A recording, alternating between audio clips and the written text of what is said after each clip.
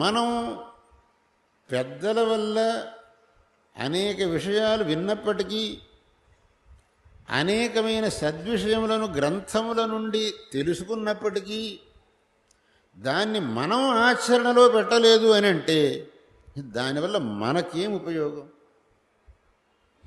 ఒక్క విషయం భగవంతుడు భగవద్గీతలో చెప్పిన దాన్ని అందరూ జ్ఞాపకం పెట్టుకోవాలి.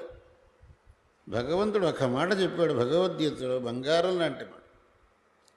ఉద్ధరేదాత్మనాత్మానం నాత్మానమవసాదయేత్ ఆత్మైవ హ్యాత్మనో బంధు ఆత్మైవ రిపురాత్మనః. మిమ్మల్ని మీరే ఉద్ధరించుకోవాలి, ఇంకెవడో వచ్చి మిమ్మల్ని ఉద్ధరించలేడు. మీ పతనానికి మీరే కారకులైతారు మీరు జాగ్రత్తగా ఉండకపోతే. ఎవడి వల్లనో నేను పతనమైనానని మీరు అనుకోక్కర్లేదు. మీరు మీ యొక్క ఇంద్రియములను మీ అదుపులో పెట్టుకోకపోతే మీ పతనానికి మీరే కారకులు. మీరు మీ ఇంద్రియములను అదుపులో పెట్టుకొని శాస్త్రోక్తమైన సాధనానుష్ఠానం చేస్తే మీ ఉద్ధారం మీరే చేసుకున్న వాళ్ళు అవుతారు. కాబట్టి మీ యొక్క ఇంద్రియములను అదుపులో పెట్టుకోకపోతే మీకు మీరే శత్రువులు, మీ ఇంద్రియములను అదుపులో పెట్టుకుంటే మీకు మీరే బంధువులు. ఆత్మైవ హ్యాత్మనో బంధు ఆత్మైవ రిపురాత్మనః. ఈ మాట భగవంతుడు గీతలో చెప్పిన మాట మనకు సదా మనస్సులో ఉండవలసిన మాట. నా ఉద్ధారం నా చేతిలో ఉంది. నేను సన్మార్గంలో పోతే ఉద్ధారం అవుతాను, అసన్మార్గంలో పోతే నేనే పతనం అవుతాను. దానికి మనం ఎవరిని ఇంకొకరిని దూషించాల్సిన పని లేదు. మనం చెడి మన యొక్క ఇంద్రియములను అదుపులో పెట్టుకోక మనం చెడిపోయి అక్కడ ఇంకొకరిని దూషించడం అనేది సర్వాత్మన అనుచితమవుతుంది. నా యొక్క పతనానికి నేనే కారణమైనాను కాబట్టి ఎటువంటి పరిస్థితిలో కూడా ఆ స్థితిని నేను తెచ్చుకోకూడదు అనే భావన రావాలి. ఆ భావన రావాలి అని అంటే మనం ఇప్పటి నుంచే సరైన మార్గంలో పోవటానికి ప్రయత్నించాలి. అతి భారతి మతి విభవాన్ జిత తీర్థానాశ్రితాధనిర్హరణే ధరణే దేశిక చరణాన్ శరణం కరవాణి భారతీ తీర్థాన్. అతి భారతి మతి విభవాన్ జిత తీర్థానాశ్రితాధనిర్హరణే ధరణేర్దేశిక చరణాన్ శరణం కరవాణి భారతీ తీర్థాన్ శరణం కరవాణి భారతీ తీర్థాన్. సముచితతమనామాన శ్రీచరణా భాంతి భారతీ తీర్థాః పరమా గురవో గురవః క్రీడంత్యేతేషు పూజితేషు పరం. సముచితతమనామాన శ్రీచరణా భాంతి భారతీ తీర్థాః పరమా గురవో గురవః క్రీడంత్యేతేషు పూజితేషు పరం. ఆనందే ఖలు వర్షే జగతామానంద బృంద సంగాత్రీ ఆశ్రమచర్యాతుర్యా భువనాచార్యా సమాశ్రితా వర్యా.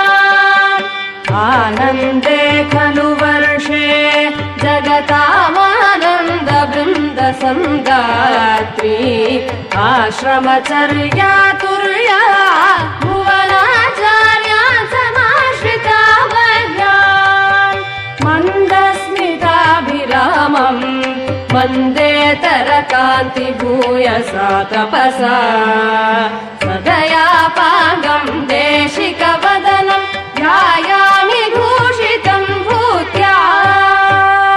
మందస్మితాభిరామం వందే नेतरकान्ति भूयसा तपसा सदयापाङ्गं देशिकवदनं ध्यायामि भूषितं भूत्या मञ्जुलपदविन्यासं मनोहरीभूतगूढशास्त्रार्थम् धर्मप्रचारचतुरं शर्मदमाचार्यभाषणं जयति मञ्जुलपदविन्यासं मनोहरीभूतगूढशास्त्रार्थम् धर्मप्रचारचतुरं शर्मदमाचार्यभाषणं जयति रुद्राक्षभूषिताय तव वक्षस्थलशोभिचारुकाशायम् दोषोज्झितभाषा चय विदुषां वपुरस्तु शान्तये मीषाम् रुद्राक्षभूषिताय तव वक्षस्थलशोभिचारुकाशायम् दोषोज्झितभाषा चय विदुषां वपुरस्तु शान्तये मीषाम् करुणारुणसरसीरुहचरणानां देशिकेन्द्रचरणानां कामयते मम मानसं आनतनृपमौलिपादपीठत्वम् करुणारुणसरसीरुहचरणानां देशिकेन्द्रचरणानां कामयते मम मानसं कानतनृपमौलिपादपीठत्वम् वैदुष्यं रसिकत्वं वाग्मित्वं विस्तृतं वदान्यत्वम् प्रीतिर्भोगविरक्तिः सर्वाण्येतानि भारति गुरुषु वैदुष्यं रसिकत्वं वाग्मित्वं विस्तृतं वदान्यत्वम् प्रीतिर्भोगविरक्तिः सर्वाण्येतानि भारति गुरुषु करधृतचिन्मुद्रं वरजपमालं हंससेवितं तेजः ब्रह्मणि सक्तं किञ्चन मोहतमोहं तु भारती नाम्ना करधृतचिन्मुद्रं वरजपमालं हंससेवितं तेजः ब्रह्मणि सक्तं किञ्चन मोहतमोहं तु भारती नाम्ना निष्कासयितुमनङ्गं लक्ष्मीतनयं तमाद्यरसहेतुम् नवमरसैकाधारां लक्ष्मीतनयां गुरून् भजे सर्वान् निष्कासयितुमनङ्गं लक्ष्मीतनयं तमाद्यरसहेतुम्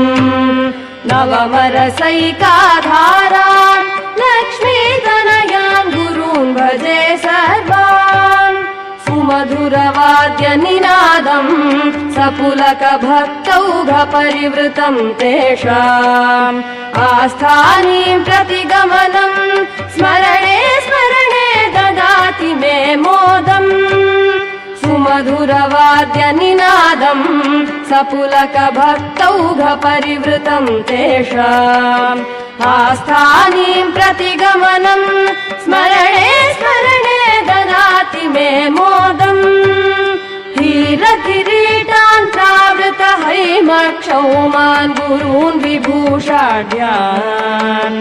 याचे हस्तालम्बनमालम्बितभक्तवर्यपाणितलान् हीरकिरीटान्त्रावृतहैमक्षौमान् गुरून् विभूषाढ्यान् याचे हस्तालम्बनमालम्बितभक्तवर्यपाणितलान् वन्दिजने स्तुतिमुखरे वन्दारुष्वधिकृतेषु पुरुषेषु वाद्यजये कलनिनदे विभान्ति सिंहासने गुरुतं साः वन्दिजने स्तुतिमुखरे वन्दारुष्वधिकृतेषु पुरुषेषु वाद्यजये कलनिनदे विभान्ति सिंहासने गुरुतं साः